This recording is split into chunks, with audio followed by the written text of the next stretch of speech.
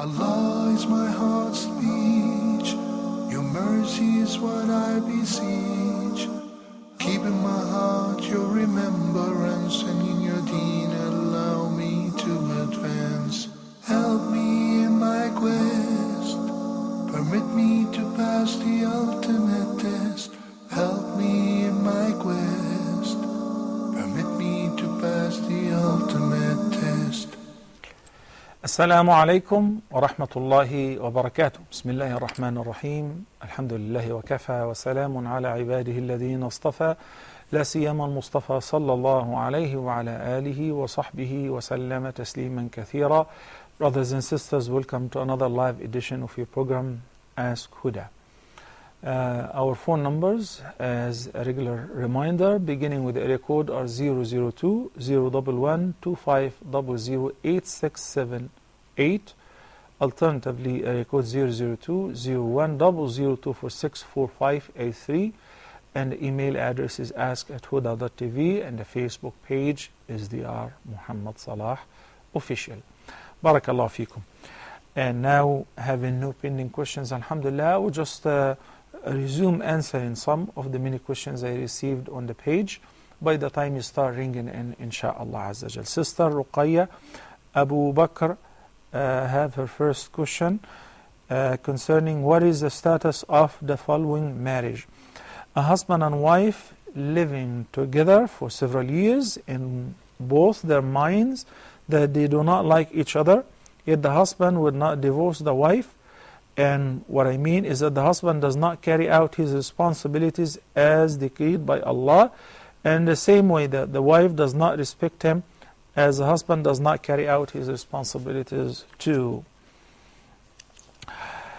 We want to go back to the beautiful ayah of Surah Al-Rum, in which Allah subhanahu wa ta'ala said, وَمِنْ آيَاتِهِ أَنْ خَلَقَ لَكُم مِّنْ أَنفُسِكُمْ أَزْوَاجًا لِتَسْكُنُوا إِلَيْهَا وَجَعَلَ بَيْنَكُمْ مَوَدَّةً وَرَحْمَةً إِنَّ فِي ذَلِكَ لَآيَاتٍ لِقَوْمٍ يَتَفَكَّرُونَ. Marriage is one of the signs which Allah subhanahu wa ta'ala sent for us on earth. The signs through which we recognize His bounties, His favors upon us, and His oneness. He said, He created for you from amongst yourselves spouses. Why? What is the purpose? Is it just for reproduction and increase the population? He said, لِتَسْكُنُوا إِلَيْهَا, in order to find repose, peace of mind, and comfort for your eyes in them. That is the main purpose of marriage. لِتَسْكُنُوا إِلَيْهَا وَجَعَلَ بَيْنَكُمْ مَوَدَّةً وَرَحْمَةً. And the ingredients of this peace of mind and the means of this repose are مَوَدَّةً وَرَحْمَةً, love, affection, and mercy. In case that the person does not like his spouse, or she does not like her spouse, there are other means. There are other causes and means, such as mercy, respecting each other, especially if we do have children. As far as the question says, we're talking about 10 years of marriage. So if somebody have been working for somebody for a decade, they have already established a strong relationship that they bind each other to respect, to love and loyalty. What about a couple who are sharing bed together? If the husband happened to ignore and neglect his responsibilities, I would like to remind him, myself, and every husband with what the Prophet ﷺ said, how evil it is to not fulfill your duties towards those who are under your guardianship. It is indeed an enough sin to waste those who are under your guardianship. كَفَى بِالْمَرْءِ إِثْمًا أَنْ يُضَيَّعَ مَنْ يَعُودُ. And he also said in the sound hadith, each and every one of you is a guardian somehow. And this guardianship is a responsibility, and you will be asked about it on the Day of Judgment. كلكم راع وكلكم مسؤول عن رعيته. Then Allah subhanahu wa ta'ala referred to that in the Quran by saying, فَإِمْسَاكٌ بِمَعْرُوفٍ أَوْ تَسْرِيحٌ بِإِحْسَانٍ. And He said, وَلَا تُمْسِكُهُنَّ ضِرَارًا لِتَعْتَدُوا, which means if one cannot tolerate to deal with his or her spouse, then the solution, if family counseling, marriage counseling fails, and they reach to the point that you describe here, they dislike each other or they hate each other, فإمساك بمعروف, in case of there is a possibility of reconciling, أو تسريح بإحسان, or let go with kindness, with generosity and gentleness. But if marriage counseling did not work, if there is no chance for the couple to reconcile, then there is a way out. That if we reach to the level which you describe, you said, dislike each other. There is another picture, of course, which is if the person is having multiple spouses, like a man who is married to more than one wife, and one of them, for serious reasons, they cannot live together, but she demanded from him that I don't want any of my rights. At least I am married to a man who would look after me and support me financially. And that was her request. So he maintains this marriage for this reason, to support her, to spend on her, so that she would be under the guardianship of somebody. This is a different case. That is permissible. Why? Because there is a mutual agreement. But Allah said, وَلَا تُمْسِكُوهُنَّ ضِرَارًا لِتَعْتَدُوا. If the isma or the power of giving divorce was given to the man, and Nabi sallallahu alaihi wasallam was told by Allah subhanahu wa ta'ala to convey the message to his companions that what they used to do in the past before Islam, before this legislation abrogated what was before it, has been abrogated and cancelled. What they used to do, if a man disliked his wife and he wants to deprive her from her rights, he wants to humiliate her, to disgrace her, he used to do the following. He would divorce her. Then the iddah was also recognized. So she would wait for the iddah without being with a husband. And he would not even support her financially during this time. Then, a few days before the iddah elapses, he would say, I took you back to my marriage life. You're my wife back. And she doesn't have a say in disregard. So again, he will give her divorce. And she would wait for several months for the iddah. Then he will take her back. So Allah subhanahu wa ta'ala forbade that. And he said, وَإِذَا طَلَّقْتُمُ النِّسَاءَ فَبَلَغْنَ أَجَلَهُنَّ فَأَمْسِكُوهُنَّ بِمَعْرُوفٍ أَوْ سَرِّحُوهُنَّ بِمَعْرُوفٍ. And we spoke about this segment earlier. Then he said, وَلَا تُمْسِكُوهُنَّ ضِرَارًا لِتَعْتَدُوا.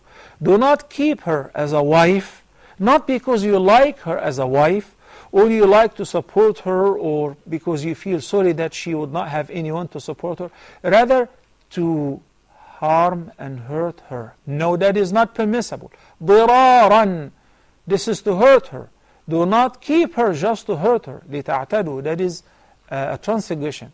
وَمَنْ يَفْعَلْ ذَلِكَ فَقَدْ ظَلَمَ نَفْسَهُ. Allah is threatening whoever does so, whoever wrongs, oppresses his spouse, does not give her her right, and he keeps her only to disgrace her, to hurt her feeling, has indeed wronged himself. He thinks that he has oppressed her and did injustice to her, but he has indeed did injustice to himself. Yani he is in big trouble. Allah is warning us, وَلَا تَتَّخِذُوا آيَاتِ اللَّهِ هُزُوًا.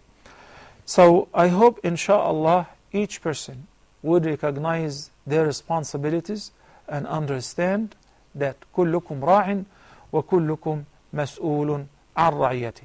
I want to share with you something very important, which is most of the marriage issues, marriage problems, can be easily solved and resolved.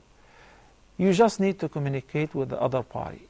You need to communicate with your spouse. And if it is needed to invite a third party, that is prescribed in the Quran. But it should be a wise person. It should be a very close family member, even from his family, an arbitrator, and from your family. إِن يُرِيدَ إِصْلَاحًا يُوَفِّقِ اللَّهُ بَيْنَهُمَا, as Allah said in Surah An-Nisa. If you don't have, then there are religious scholars who may play that role with the intent of reconciling. That is a very good option. Why?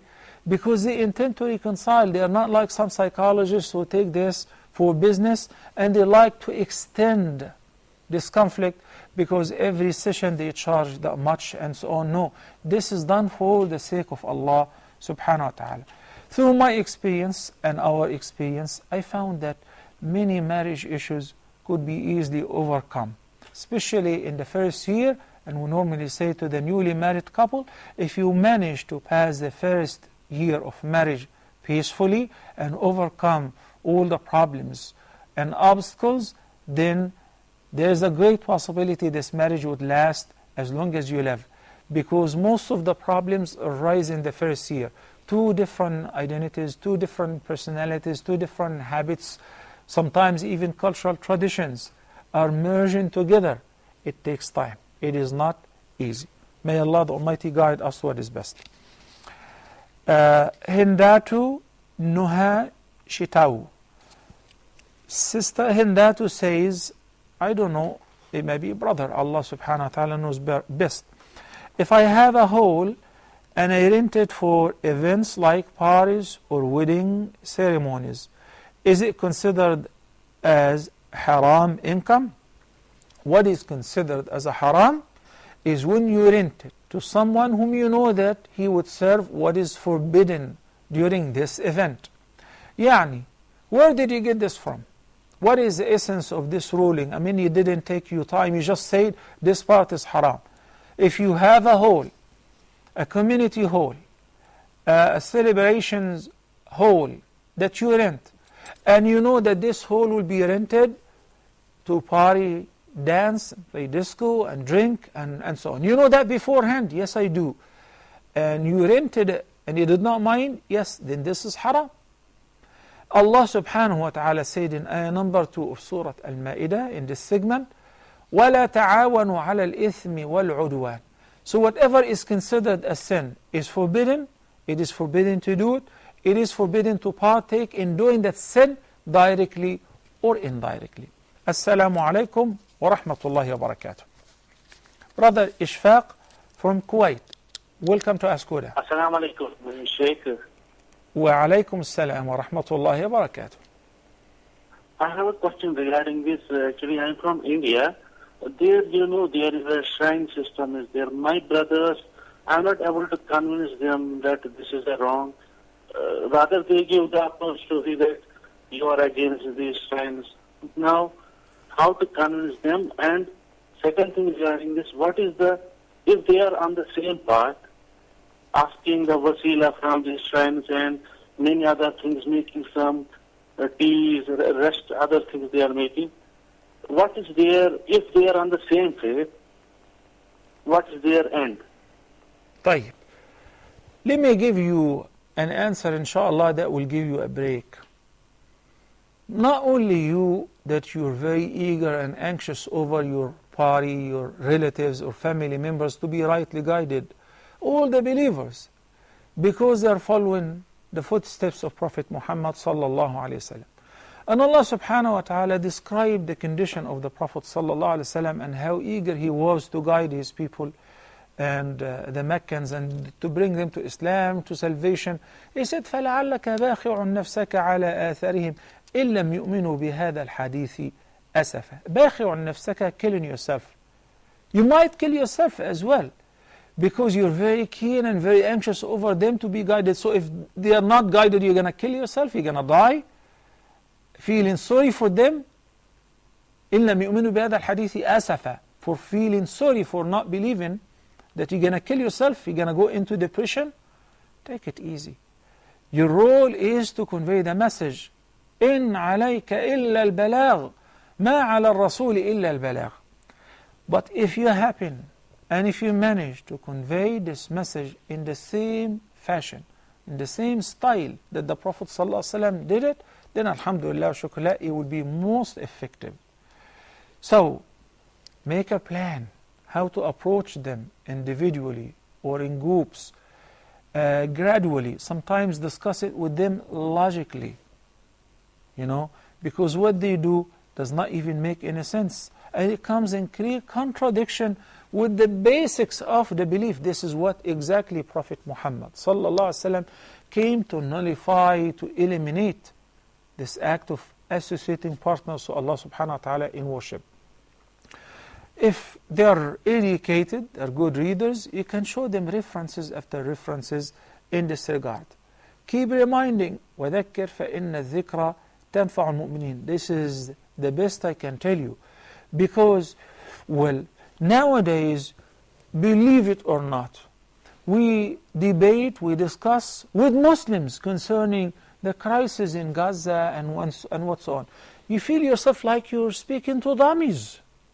Like these guys are not even Muslims. They're speaking about their brothers in Gaza like, it's a different nation. They started the aggression and, well, Israel has the right to defend itself.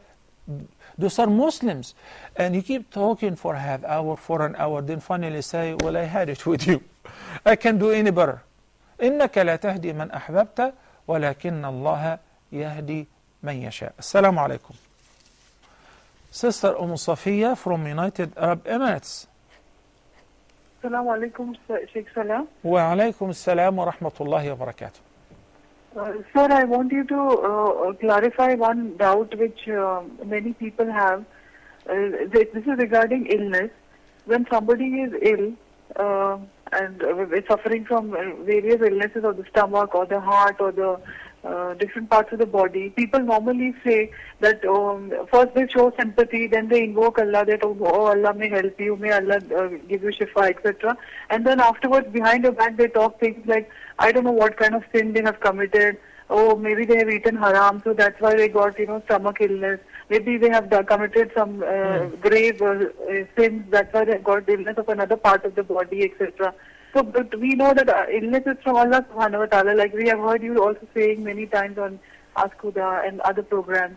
So, can you just clarify this one thing, that how do we face people who will talk like this, or how do we, what should be our attitude toward them, or what should we tell them?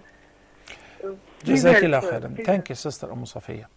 One of the very loved prophets of Allah, Prophet Ayub, peace be upon him, who had many children, many sons, and he was very wealthy, and he had a beautiful wife. Then he started losing all of that one after another, and he fell ill for so many years, some said 18 years.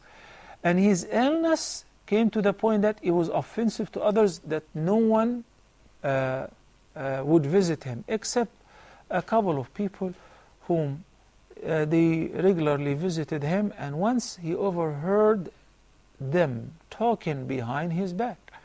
One of them said to other, this guy must have committed such a very terrible sin. Look what Allah has done to him. Allah would not torture any person that much torture, especially he was a prophet, unless if he has done something bad. Only then Ayub alayhi salam felt the pain was double and triple, and turned to Allah with sincere dua, Ya Allah, give me shifa, because these people think that I am being sick because I'm a sinner. I'm a big sinner. This is what they think. And Allah subhanahu wa ta'ala gave him shifa, as you know the story that's described in the Quran. This is an event similar to what you said. But I would like to continue the answer after this call or these calls. Assalamu alaikum. Brother Hamid from the KSA.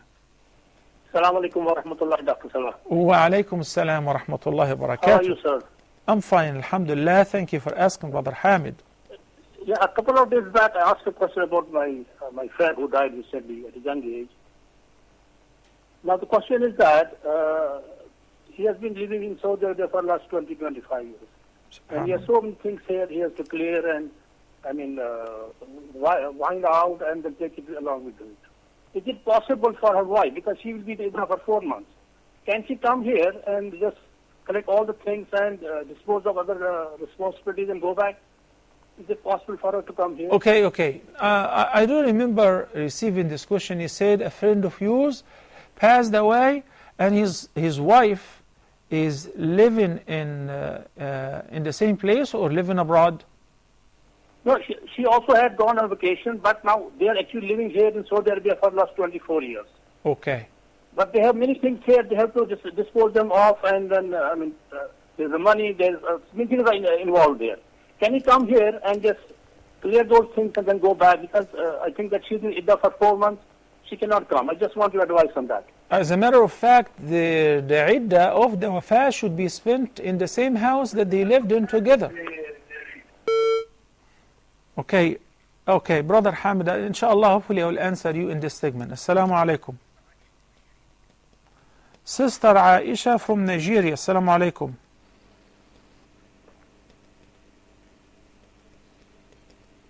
Sister Aisha, assalamu alaikum. Okay, I would assume that we lost that call. Try again, please, Sister Aisha. Sister Safiya from United Arab Emirates.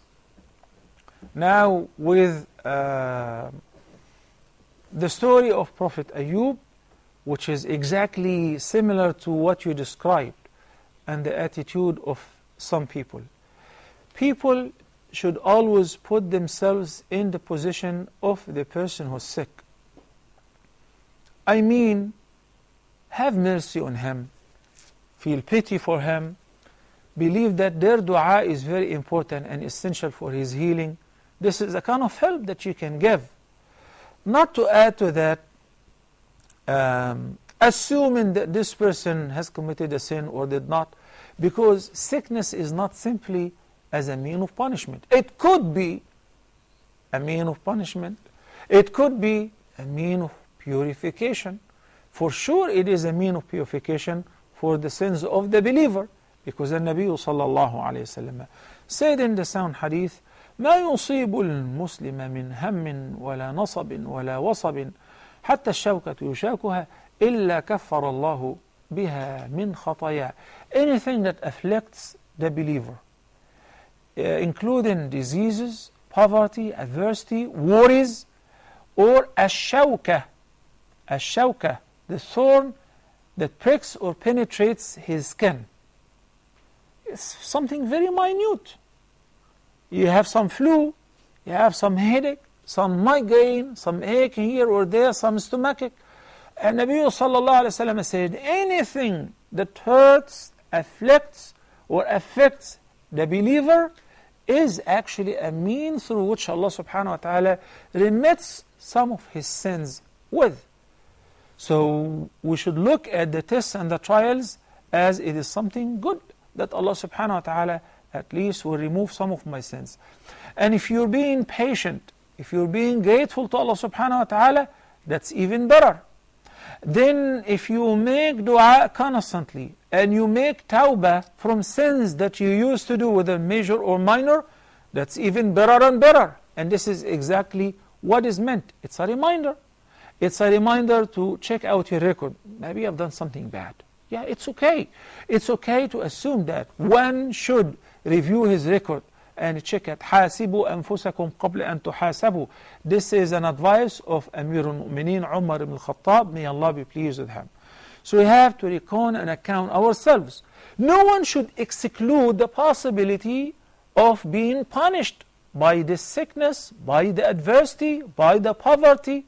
It is not always because Allah loves this person, so He tested him. He tests the believers, and that's why He uses a means of test to purify them from their sins, which means there were actually sins, whether relating to that test or accumulated in the record of his bad deeds, and it's about time to remove them, even if he doesn't have any sins. Did An-Nabi Muhammad sallallahu alaihi wasallam have any sins? كان يوعك كما يوعك الرجلان منا أو من أصحابه صلى الله عليه وسلم, which means that when the Prophet ﷺ was lying down on his deathbed and he had very bad fever, one of the companions just placed his head, Abdullah ibn Mas'ud, touched him and he was burning. He said, "You're very hot. إِنَّكَ لَتُوعَكَ." He said, "Yes, indeed. And I'm having double the fever of any of you." Why? Because Allah would raise him into the highest rank. So basically, it's also a mean of upgrading the believer into a higher rank due to his patience and acceptance of Allah's decree. Assalamu alaikum wa rahmatullahi wa barakatuh. Brother Khurshid from United Arab Emirates. Assalamu alaikum wa rahmatullahi wa barakatuh, Sheikh. وعليكم السلام ورحمة الله وبركاته. Long time, Brother Khurshid. Haven't heard from you since Ramadan. Yeah, Sheikh, I am traveling nowadays a lot. I'm sorry for that. Back, alhamdulillah. Good. Go ahead. Yeah, Sheikh, I'm having two questions. I hope they're easy. I'm having two questions, Sheikh. Go ahead. Yeah, when I'm praying witr, 3 witr, so first of all I'm praying 2, then 1. So when I'm praying 2, how can I make the niyyah for 2 rakah as they are not odd numbers? طيب بارك الله فيك. That's your first question. What is the second? We all know Allah Subhanahu wa Ta'ala revealed the complete Quran in the month of Ramadan from Mahfuz to the nearest sky of the earth. But it was revealed to the Prophet ﷺ in stages. The first ayah, Iqra Bismi, was revealed in which month? Okay. You got it, sir? Okay. I think you said about reading the whole Quran during the month of Ramadan. Then you said the first ayah was revealed in which month, right? Yeah, exactly. First ayah, Iqra Bismi. No. Revealed in which month? Okay, so what is the relationship between this and finishing the whole Quran during the month of Ramadan?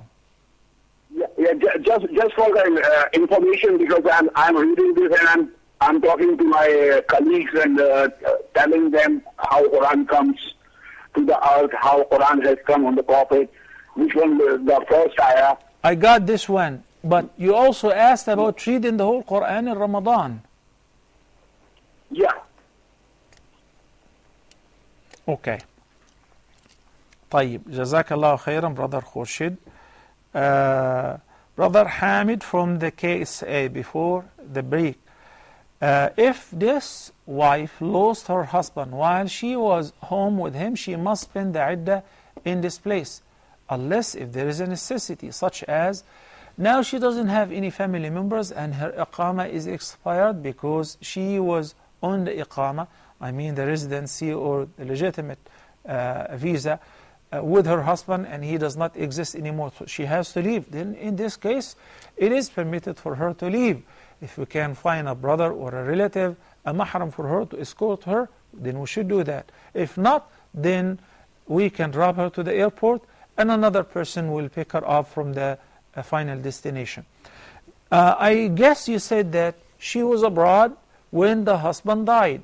She should come.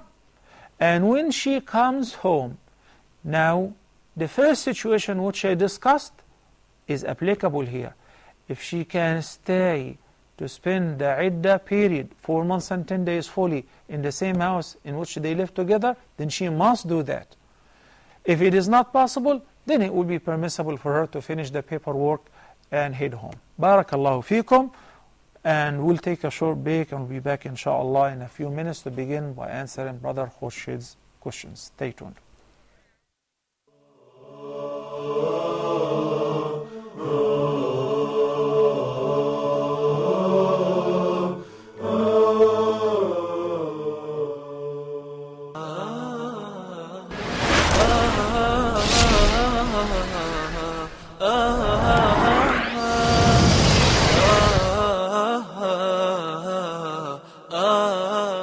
Reading the Quran is a blessing. Understanding its translation is beautiful. But diving in depth and extracting pearls from it is simply amazing. أفلا يتدبرون القرآن Do they not ponder upon the Quran? Every week, inshallah, we will dig deep and reflect on the verses of the Quran one by one. Quran in Depth with Sheikh Ibrahim Zaidan, only on Huda TV.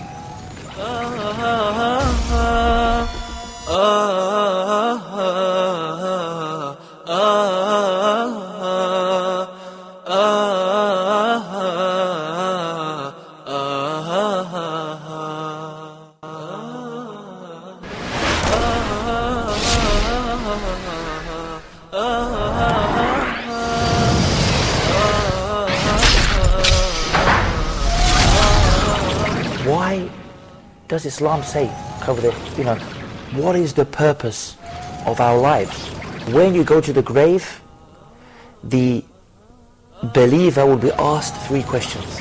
How many, destruction of marriages, of society, of family ties have come because of statements made on someone's tongue, by what someone has said. What Sharia really is, think about it.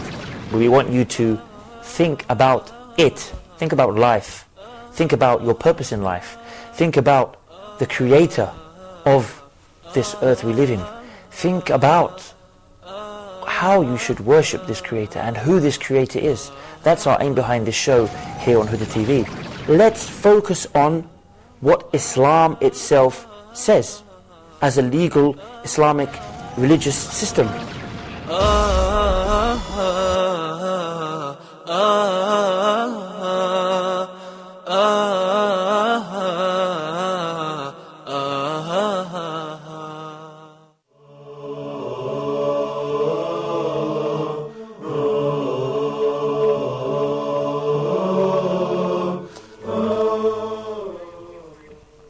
Assalamu alaikum wa rahmatullahi wa barakatuh, and welcome back. I believe we have a caller online, Sister Rahma from Nigeria. Assalamu alaikum. Wa alaikum assalam. Assalamu alaikum, Sheikh. Alaikum assalam wa rahmatullahi wa barakatuh. How are you, Sister Rahma? I'm fine, thank you. And you? Alhamdulillah, I'm fine, by the grace of Allah. Thank you for asking. Barakallah. My 2 questions are,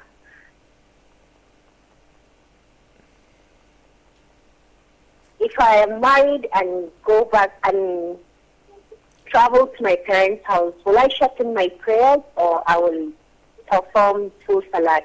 Okay. Then my second question is, if I am breastfeeding, will I make up my fast or I will just feed the poor? Okay. Then my third question is, I have jewelry and I don't have cash to give out the card on. So what do I do? And they're equivalent for paying the card. Okay.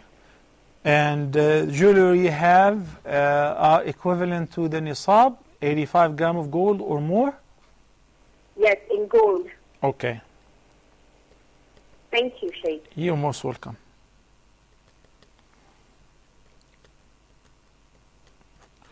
Thank you. Brother Khurshid from United Arab Emirates, before the break, had 2 questions. The witr prayer, and I still remember, Brother Khurshid, you've been inquiring about the witr now. This is your 2nd year, mashallah.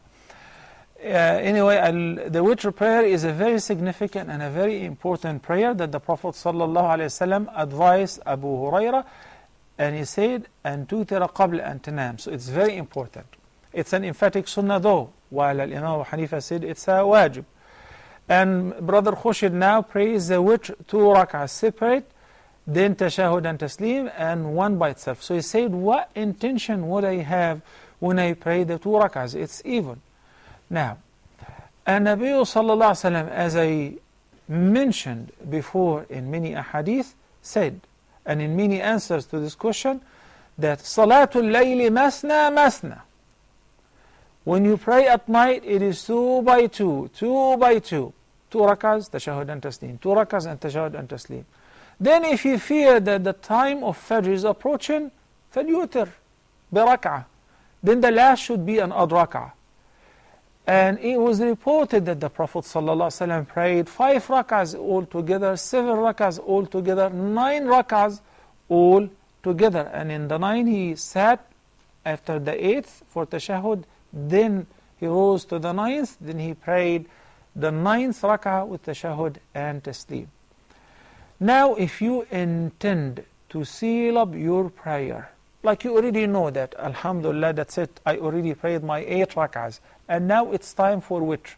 So praying the 2 rak'ahs by themselves, followed by 1 rak'ah, there are 3 witr. And that should be your intention from the beginning, and should not be any confusion in this regard.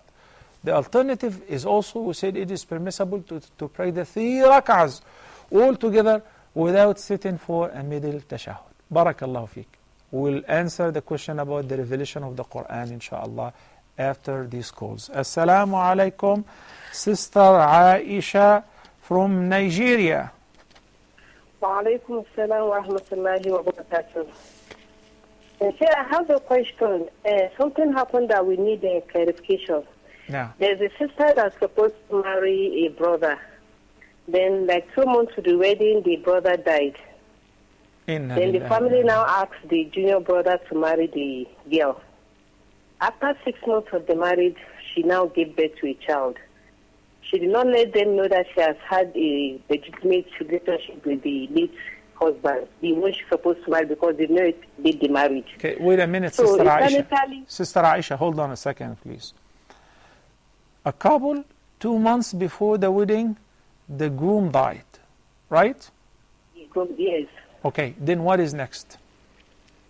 Then the family now asks the junior brother of the late groom to marry the girl. Mm-hmm. So after the marriage, after 6 months of the marriage, she now gave birth to a child. So they were asking her that it's not possible for her to have a child after 6 months. So she then now told them that she has had what is not supposed to happen with the late brother. So she admitted that she had an illicit relationship with the dead brother? Yes.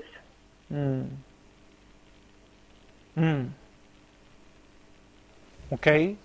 So what is the question? Sister Aisha. Now I'm with you. Okay, what is your question now? What is the situation? What they should What do? happened to the child? Oh, okay, barakallahu fiki. Thank you. Oh, yes.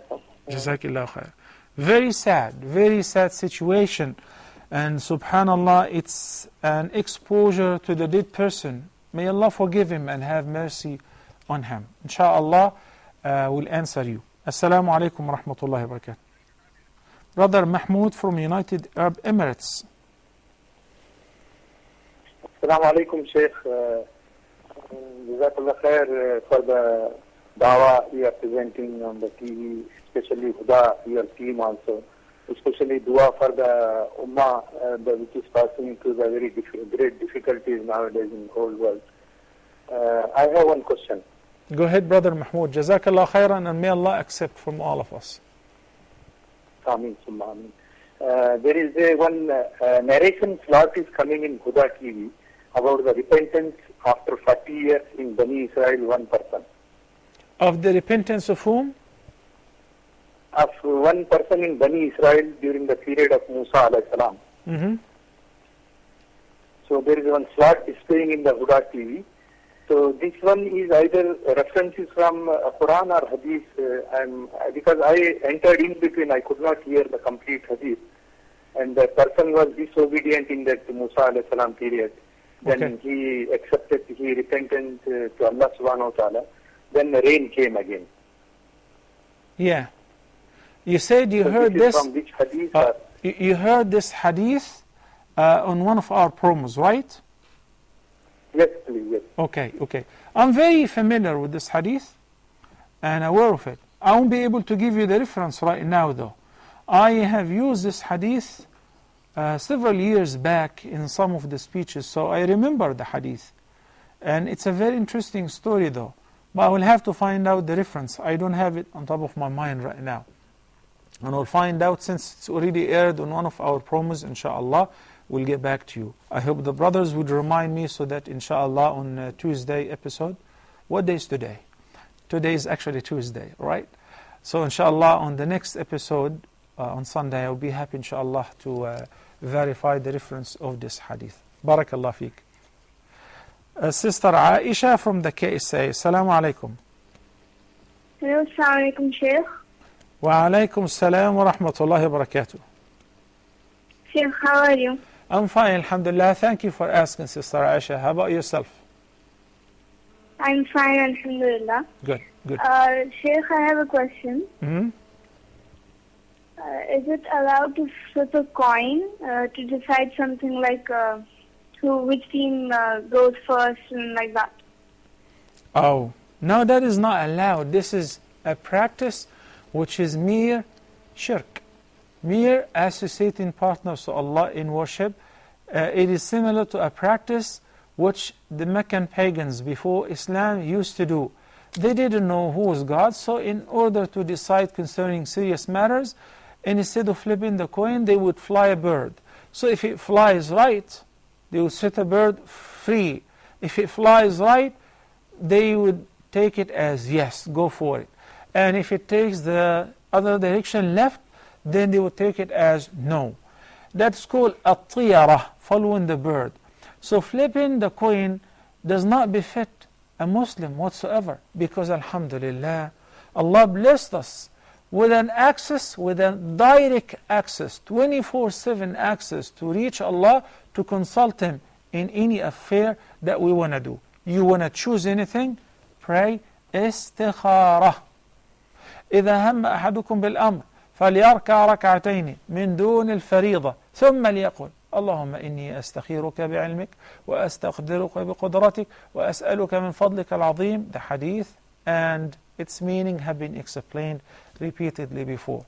How could a person decide concerning any matter, whether it's serious or even insignificant, by flipping the coin? Would a coin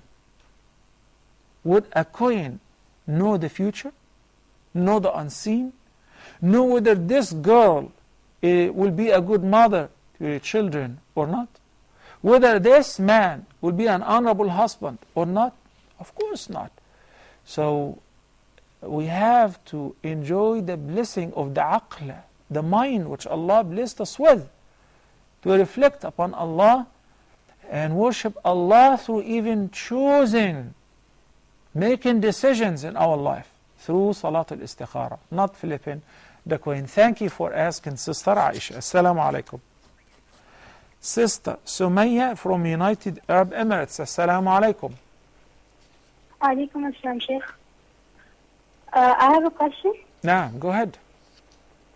My question is about niqab. Sheikh, I've heard different opinions about niqab. Some people say it's fard, and some people say it's sunnah. So I just wanted to clarify whether it's fard or sunnah, and also that if wearing niqab, if it's fard, I'm a high school student and I wear hijab to school because my school is co-educational. But wearing niqab, if it's fard, I won't be able to wear niqab because they won't allow that. They'll ask me to remove it, and yeah. So if I don't wear niqab to school and it's fard, am I sinful? Okay, Sister Sumaya, obviously you are a new viewer to Huda TV. How long have you been watching or viewing our programs? I don't remember. I was very little. Okay. Basically, mashallah, we're approaching our 10th year. And we always present the two views in this regard, that majority of the scholars say that wearing niqab is recommended. It is not mandatory. And many scholars, many companions, and many Jews said it is compulsory, and they have their references. And I believe a couple of weeks ago I said, and this difference of opinion would last as long as we live, until the end of life. Why? Because these are two schools relying on their ahadith. But the interesting part is that the scholars who said wearing niqab or the face veil is mere recommended, it is not compulsory, said but it becomes compulsory in the following conditions. One, when the girl is pretty. You know, some people have pretty faces, very attractive, and the idea of hijab is to cover the beauty and to restrain it to the husband and to the family members. It is not for public viewership. The second is during the times of fitan, when fitan and temptations are widespread, like the free mingling and partying together and going to school and working with co-workers and all of that. So they said in this condition it becomes a must. If you ask me personally, I always recommend that women should wear the niqab if they can, and if it is allowed in their society. Because, you know, when I tell some sisters living or working somewhere where niqab is banned, and the sister in this place does not have the option of finding another job or skipping school or moving to Muslim country, if you know what I mean. What am I supposed to do? So in this case, she would have this concession to take the opinion of the other school, which says it is recommended. Barakallah fiki, Sister Sumayya. Want to go back to Sister, Brother Khurshid first. Allah subhanahu wa ta'ala in 3 positions in the Quran answered your question. Number 1, I believe 184, 185, when Allah of Surah Al-Baqarah, 2nd chapter of the Quran, Allah the Almighty said, شهر رمضان الذي أنزل فيه القرآن. So when was the Quran revealed? The beginning of the revelation was in the month of Ramadan. Surah Al-Qadr, إِنَّا أَنزَلْنَاهُ فِي لَيْلَةِ الْقَدْرِ, the first ayah. We have sent it down verily on the night of the decree, Laylatul Qadr, في Ramadan, in the month of Ramadan. Surah Al-Dukhan, إِنَّا أَنزَلْنَاهُ فِي لَيْلَةٍ مُبَارَكَةٍ إِنَّا كُنَّا مُنذِرِينَ. In Surah Al-Dukhan, Allah confirms the fact that the Quran was revealed. يعني, the beginning of the revelation of the Quran was in the month of Ramadan. And also the Quran as a whole was sent down to Bayt al-Izzah in the whole sky during the month of Ramadan. And the vast majority of the Mufassirin and the science of the Quran are in agreement that the first revelation was the word Iqra of Surah Al-Alaq. Read. This is what the Prophet ﷺ narrated when he said to Waraqa ibn Nawfal, after his wife Khadija took him to her cousin who was a Christian scholar, and he knew the scripture. He said, this creature came to me and he hugged me tight and he said, read in the name of your Lord. اقرأ باسم ربك الذي خلق. Then the revelation of the Quran resumed afterward. Okay? As far as reciting the Quran fully during the month of Ramadan, as we should recite the whole Quran and make sure that we recite it entirely every month. And during the month of Ramadan, we increase the recitation. So if you normally take a whole month to recite the whole Quran, then in Ramadan, you recite it twice or thrice, several times. Because Allah blessed this month because it is a month of the Quran, the month on which the Quran was revealed. شهر رمضان الذي أنزل فيه القرآن. So it doesn't mean that, reciting the Quran only once in Ramadan is an achievement. As much as you can, as many times as you can. And we went through this repeatedly during Ramadan. Alhamdulillah wa shukrullah. Sister Rahma from Nigeria. The sister who's married, and when she travels abroad to visit her parents and stay in their house, is she eligible to shorten the prayer? Yes, if she is staying during the traveling period, less than 4 days, 4 days or less. Because the parents' house is not her residency. Her residency is with her husband. That if this is the case. If she was breastfeeding and she skipped a few days during Ramadan, what is the compensation? To make it up, to make those days up, fast them, or to give the fidyah? Of course, to make them up. فَعِدَّةٌ مِّنْ أَيَّامٍ أُخَرٍ. This is what Allah said in the Quran, in Surah Al-Baqarah. She has some gold, some jewelry, and it is above the nisab, more than 85 gram of gold or 595 gram of silver, and she doesn't have the cash to pay zakah on them. Let me remind you, the vast majority of the jurists are of the view that if those jewelry are used that you wear for as ornaments and for adornment yourself, then they are not zakatable. While Al-Imam Abu Hanifa said it is zakatable. So if you adopt the view of Al-Imam Abu Hanifa, which is the safest in this case, then either take from your husband or somebody else, or sell some of your gold until it becomes equivalent to the nisab, because according to him it is zakatable.